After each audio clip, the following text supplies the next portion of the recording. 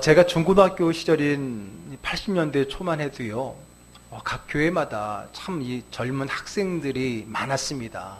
아이들도 많았고요, 또 신앙생활, 교회 다니는 학생들도 많았습니다. 그리고 학생들도요, 우리 어른 못지않게 신앙생활을 참 열심히 활발히 했었습니다. 토요일날도 모이고요, 주일은 당연히 주일 예배로 모이고요, 또 어른들이 하는 금요 철야 기도에도 많은 학생들이 참여를 했었습니다.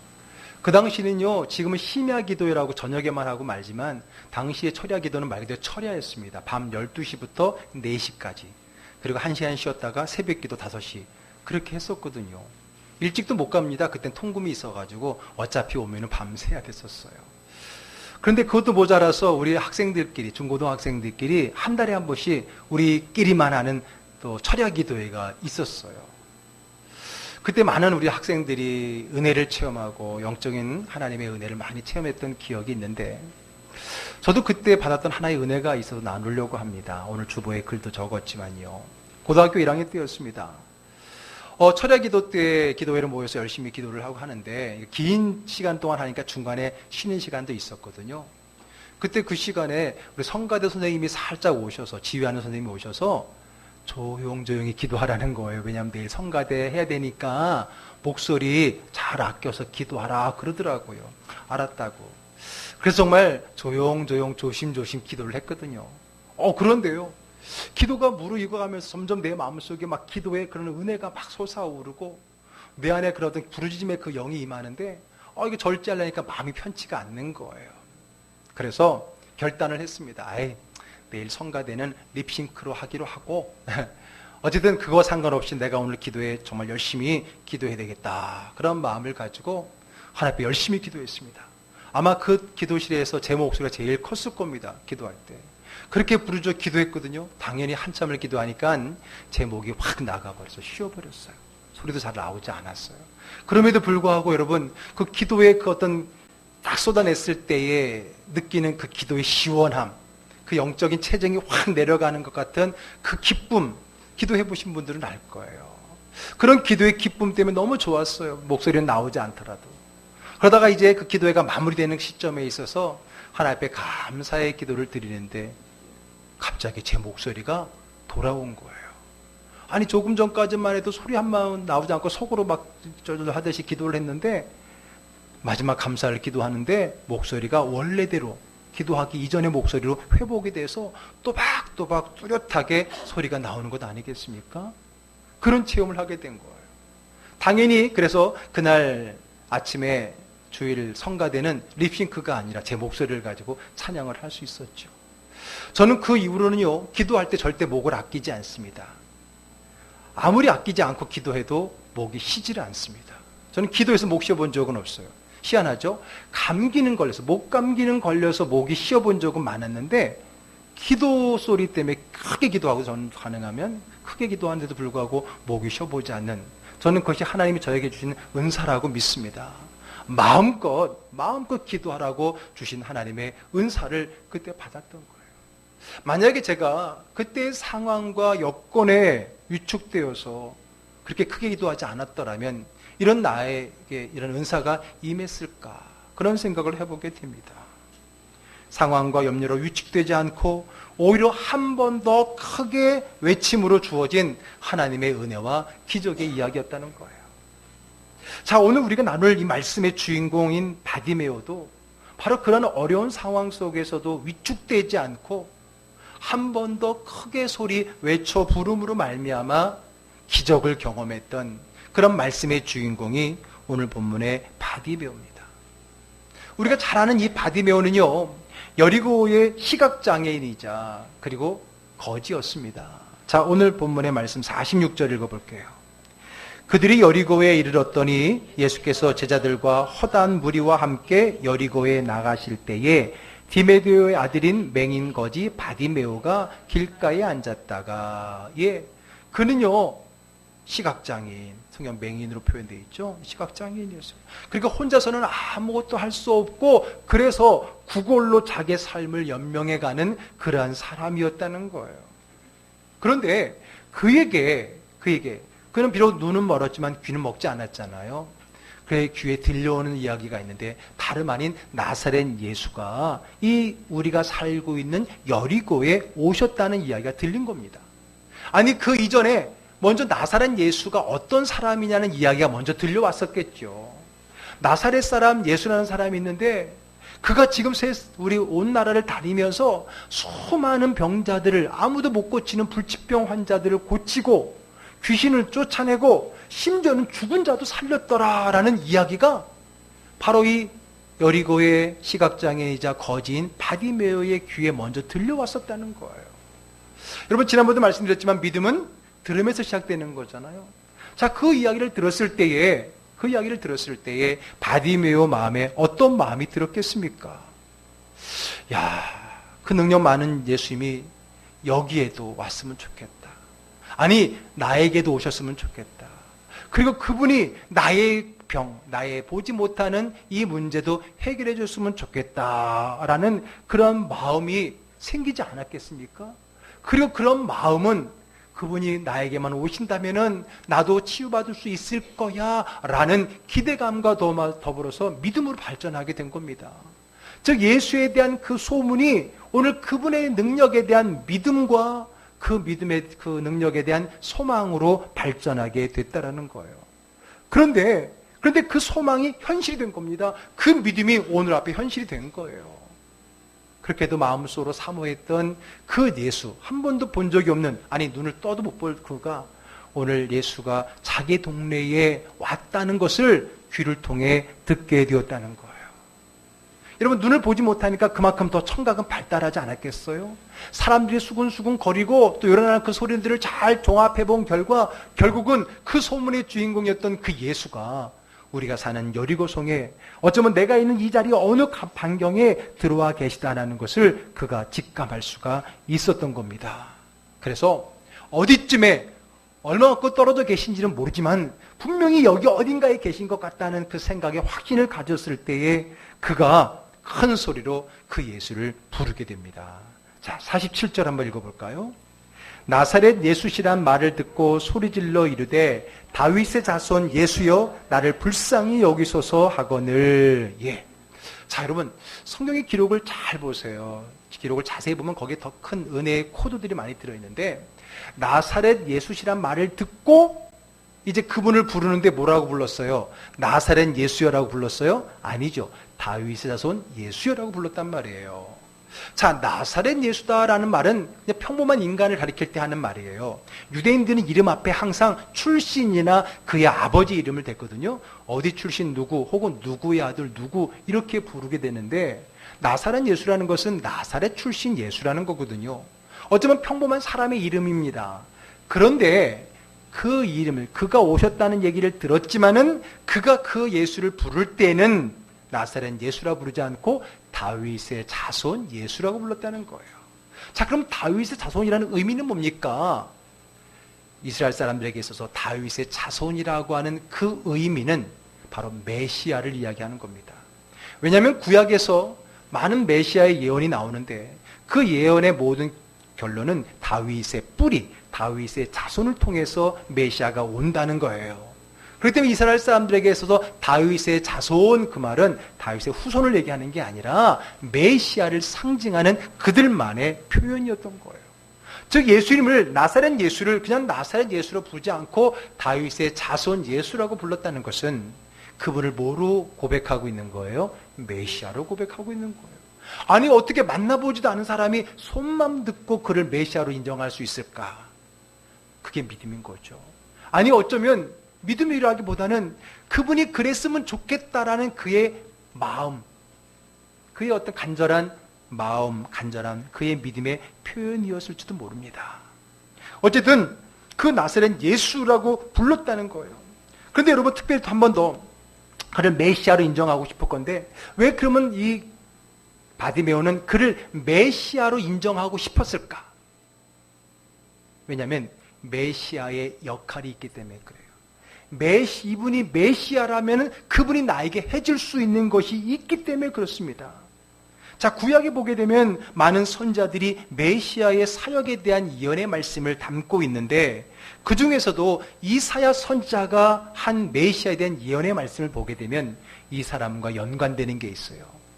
자, 누가복음 4장 17절 18절에 보게 되면 예수님께서 사람들이 준 이사야서를 읽으면서, 특별히 이 부분을 읽으면서 자기가 어떤 누구인지 어떤 사역을 하는지를 밝혔던 부분이 나옵니다. 한번 다 같이 읽어볼까요?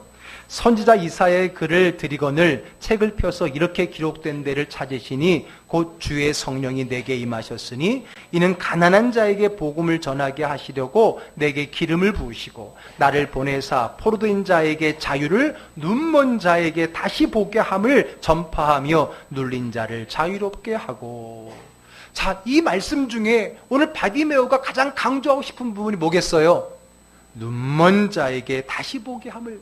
이게 바로 이사야가 메시아에 대한 예언의 말씀이거든요. 이사야가 한.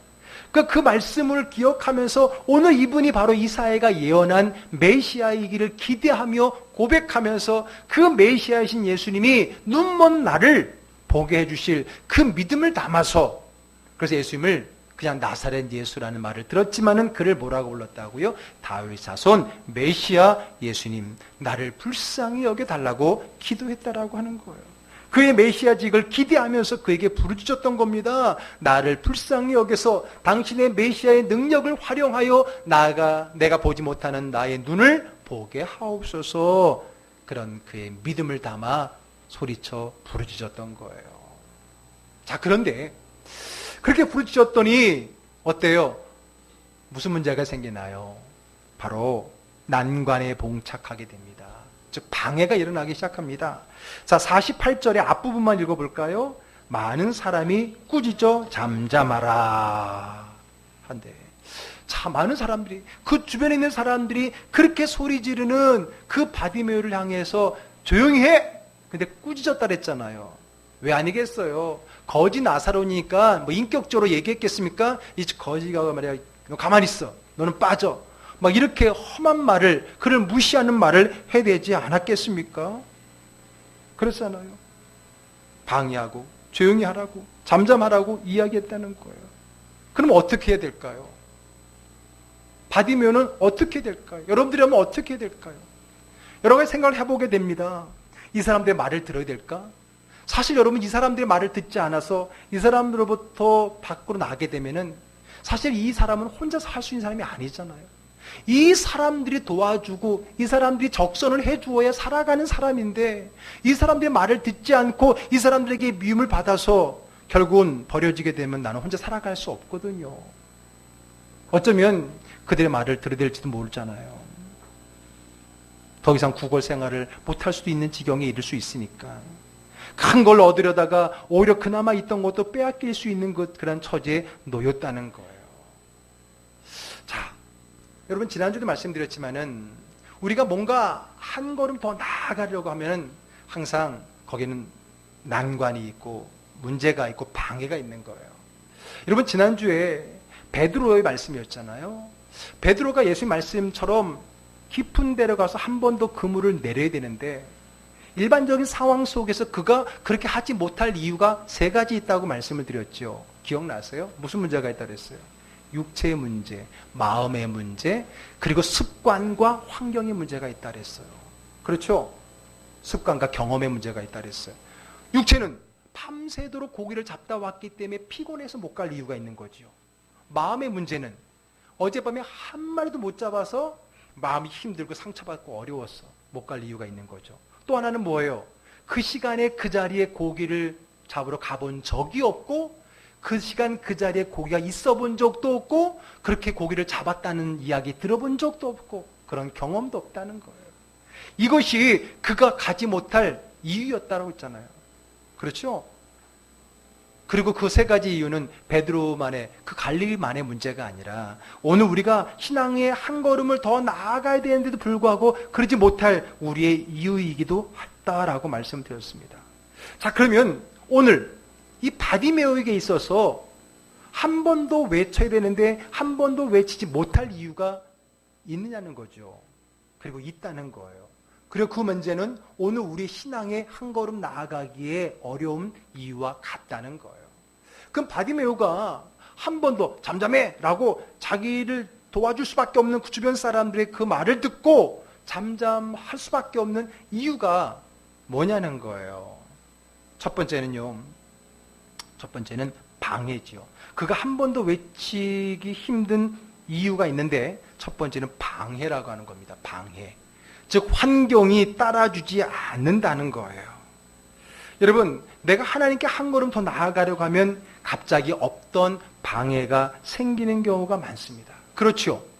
여러분, 내가 신앙을 좀 더 열심히 신앙생활 해야지라고 하게 되면은 환경이 쫙쫙 열리기보다는 오히려 방해가 일어나고 환경이 막히려고 하는 그런 경험들이 있으시잖아요.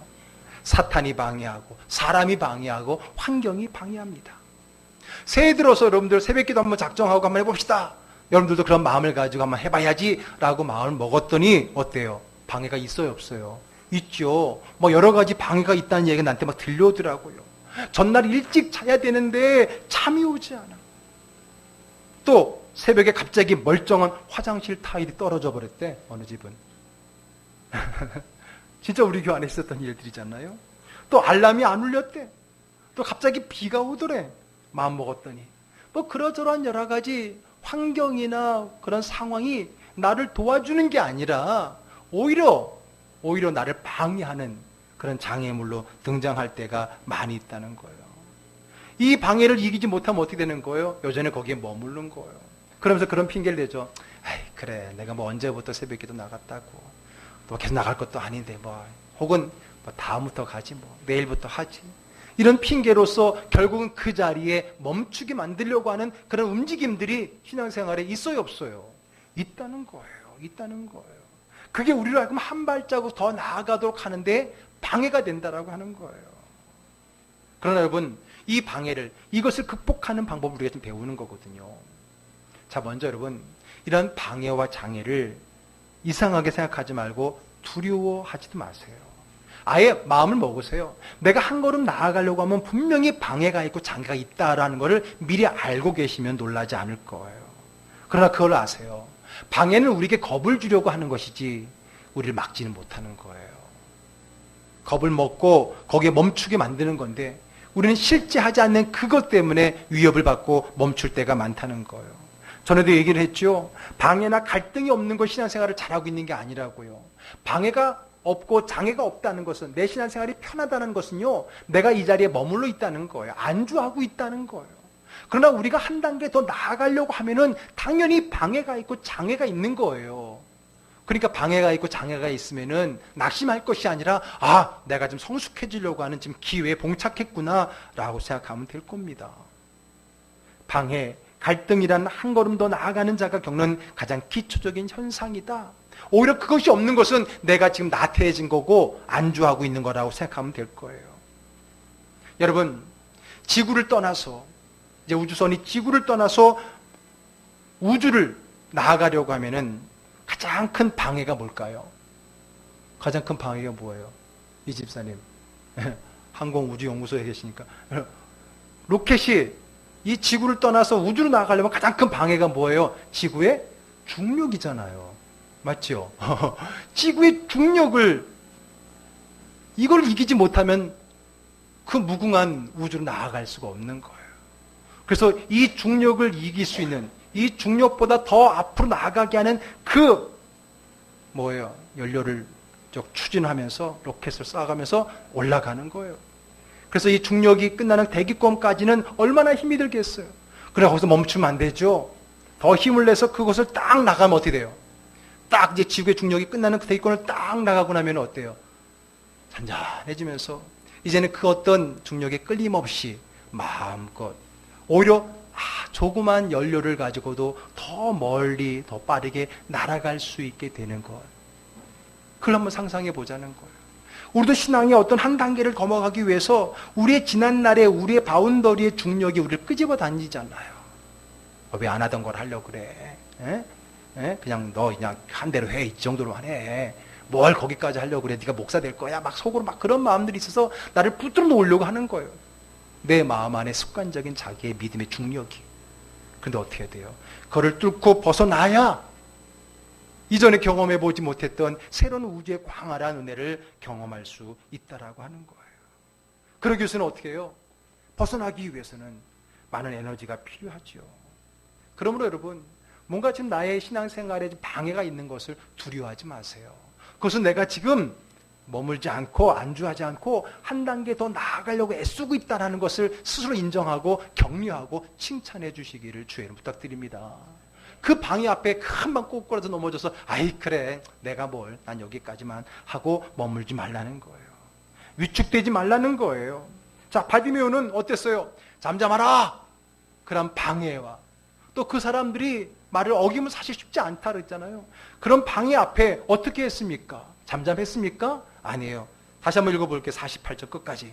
많은 사람이 꾸짖어 잠잠하라되 그가 더욱 소리질러 이르되 다윗의 손이여 나를 불쌍히 여기서 하는지라. 아멘. 어떻게 했다고요?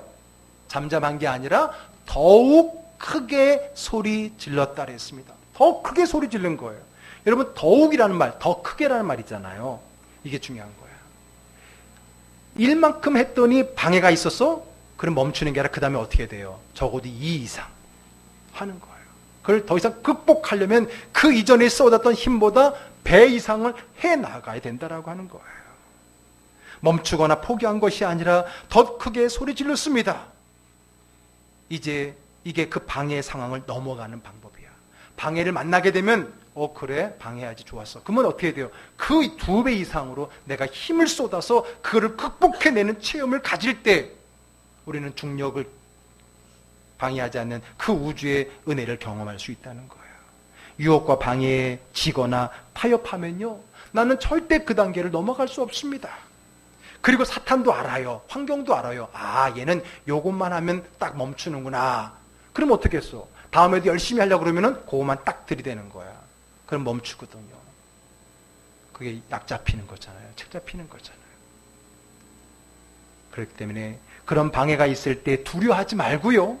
오히려 힘을 더 쏟아서 더 크게 한 발, 더 크게 외칠 수 있는 저와 여러분 되기를 주의 이름 축복합니다. 아멘. 그냥 한 번 더 외치는 게 아니에요. 더 크게 외치는 거예요. 마치 대기권을 벗어나기 위해서 마지막 크게 더 역추진 연료를 쏟아붓듯이. 그리고 나면 어때요? 그리고 나면은 광활한 우주 속에서 이제 마음껏 날아갈 수가 있는 거예요. 처음에 열심히 하려면 방해가 있습니다. 그러나 그것을 이기고 더 열심히 하면 그것을 초월해낼 수 있는 거예요. 여러분, 예수님은 방해가 없었습니까? 있었죠. 예수님은 세례를 받고 본격적인 메시아 사역을 하기 위해서 40일 금식하셨어요. 그랬더니 뭐가 있었어요? 마귀가 3가지 시험을 가지고 방해를 하잖아요. 근데 여러분 어떻게 했어요? 예수님께서 그를 극복해내셨어요. 그를 극복해내니까 그 예수님이 받았던 시험의 마지막 부분의 이야기를 뭐라고 표현하고 있어요? 마귀가 떠나가고 천사가 수종들더라. 여러분 생각해 보세요. 지금 내가 난간에 부딪혔을 때 여기서 멈추지 않고 믿음으로 더 으쌰 하고 나가니까 나를 방해하던 그것은 떠나가고 천사가 수종드는, 마치 중력이 당겼는데 힘을 다해서 확 벗어났더니 더 이상 중력은 사라져버리고 마음껏 우주를 날아갈 수 있는 그런 새로운 세계가 열리더라. 그런 표현과 같다는 거예요. 아마 여러분들이 그런 장애를, 그런 방해를 극복해 보면서 새로운 믿음의 세계를 들어가 보신 분들이라면 오늘의 이 표현을 분명히 와닿을 수 있을 겁니다. 자, 어쨌든 방해가 있다는 거예요. 우리 신앙생활에도 내가 좀 한 걸음 나아가려고 하면 방해가 있다는 거예요.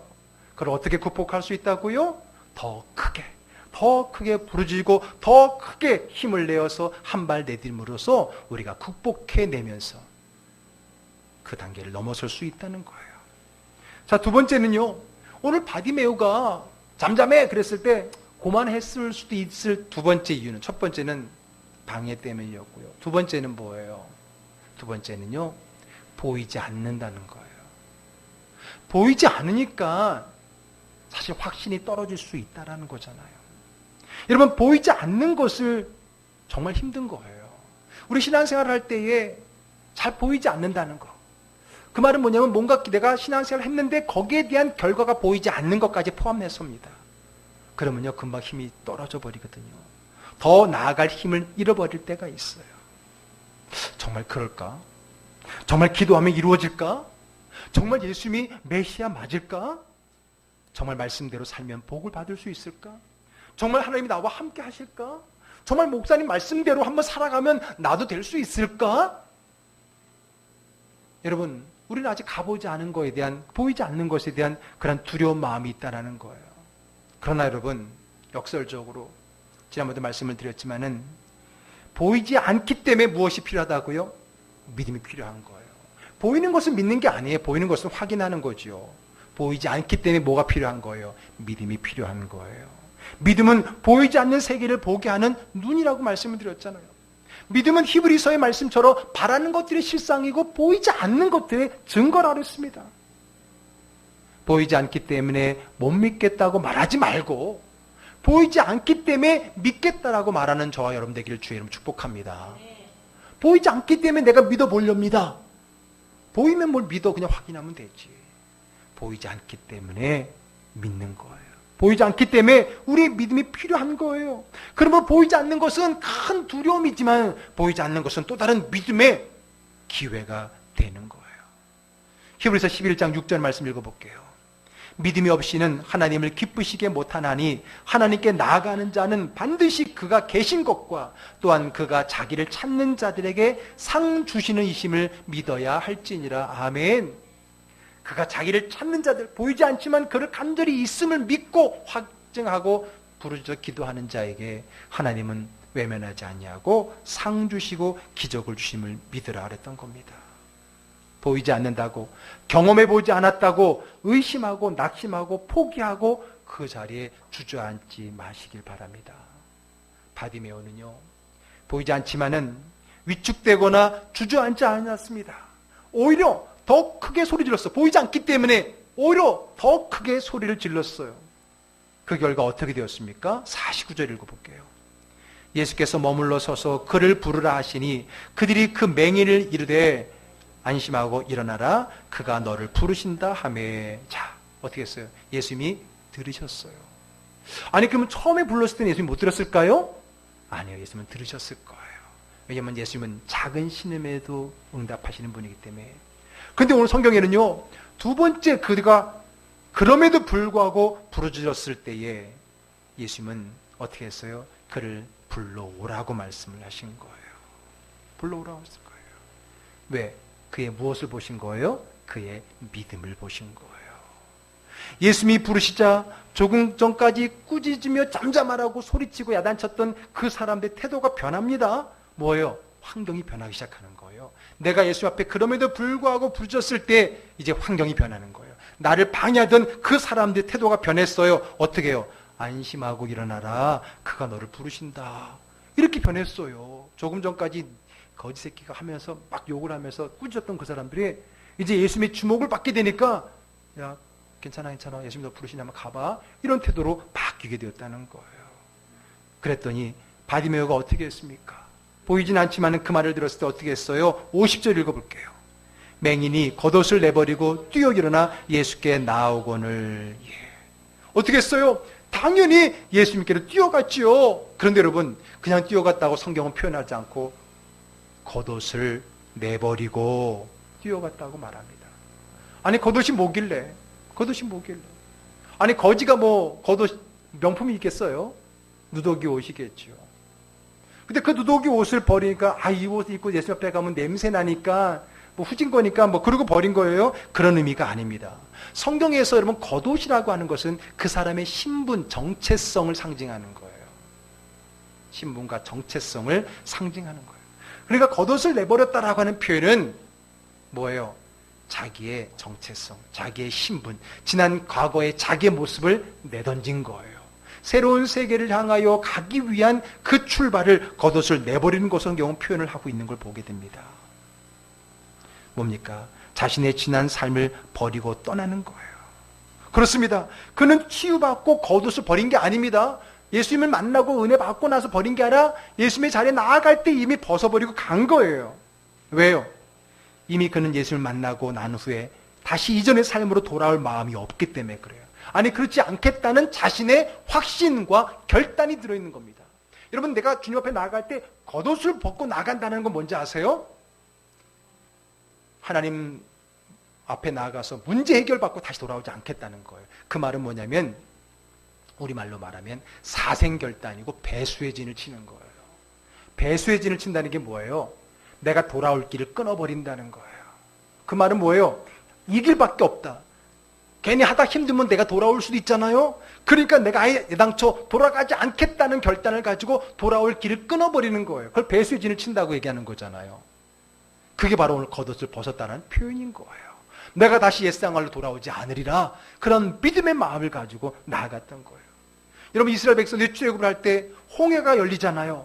홍해를 건넜어요. 그리고 다시 홍해가 흘러요.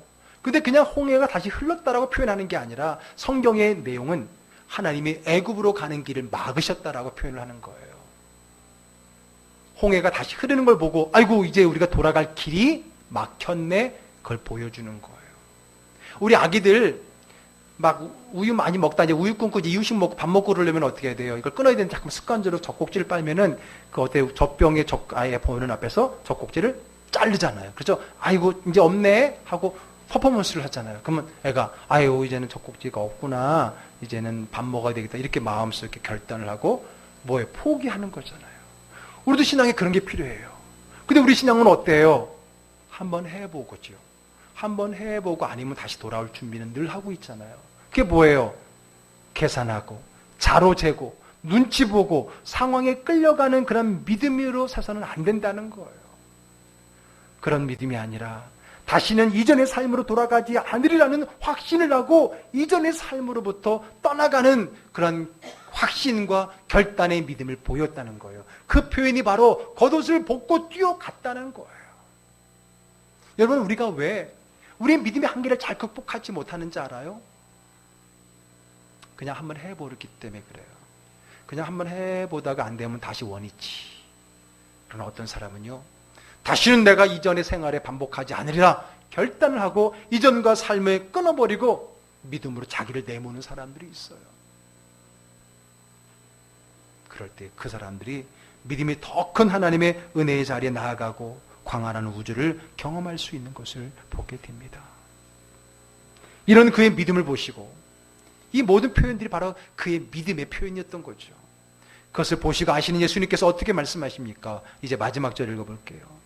예수께서 이르시되 가라, 내 믿음이 너를 구원하였느니라 하시니 그가 곧 보게 되어 예수를 길에서 따르니라. 아멘. 그의 그런 모든 것을 주님은 뭐를 보셨다고요? 믿음으로 보셨다는 거예요. 믿음으로 보셨다는 거예요. 잠잠하라고 하는 그 방해를 극복하고 큰 소리를 친 것도 믿음이고, 예수 앞에 올 때에 자기의 겉옷을 벗어버리며 내가 다시는 이전의 삶으로 돌아가지 않으리라 배수의 진을 치고 결단하고 확신하여서 주님 앞에 나오는 그 모든 모습을 우리 주님은 믿음으로 보신 거예요. 그랬을 때 우리 주님은 그 믿음을 보시고 그 믿음의 구원을 선포하신 거예요.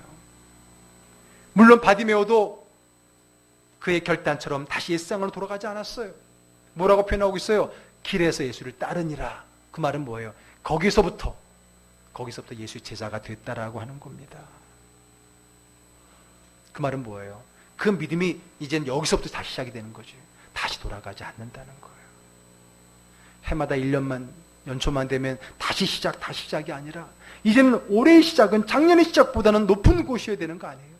지난주 제가 말씀드린 것처럼 시간에 우리 기독교인들은 동그라미 쳇바퀴가 아니라 용술처럼 반복하는 것 같지만 좀 더 앞으로 나아가는 그런 신앙의 삶의 믿음이 되기를 주의 이름으로 축복합니다. 만약에 사람들의 방해와 또 자신의 처지를 생각해서 한 번도 외치기를 멈췄다면 어떻게 되었을까요? 그는 여전히 구걸하는 맹인으로 살아가야 했을 거예요.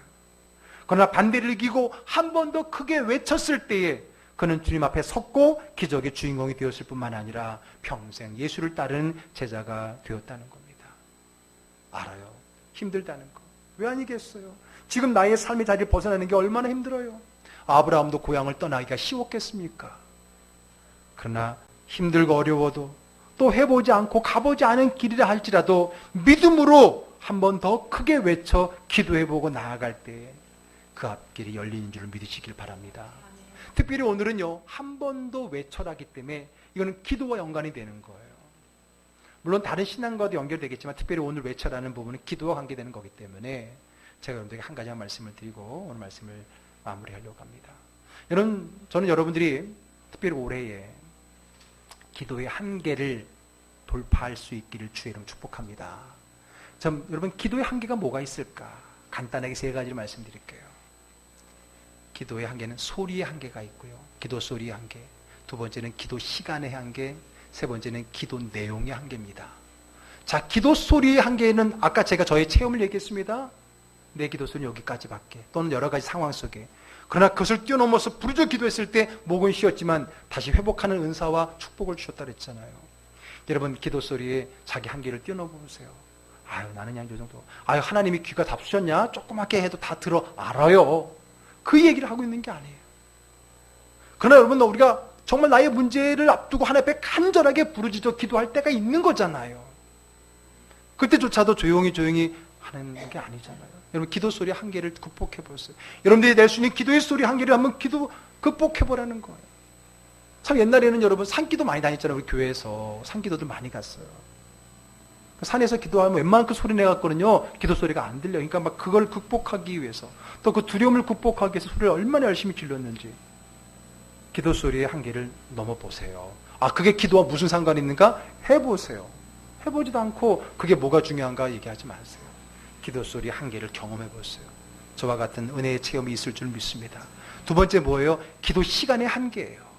어떤 사람은 기도하려면 한참 한 것 같은데 5분밖에 안 됐어.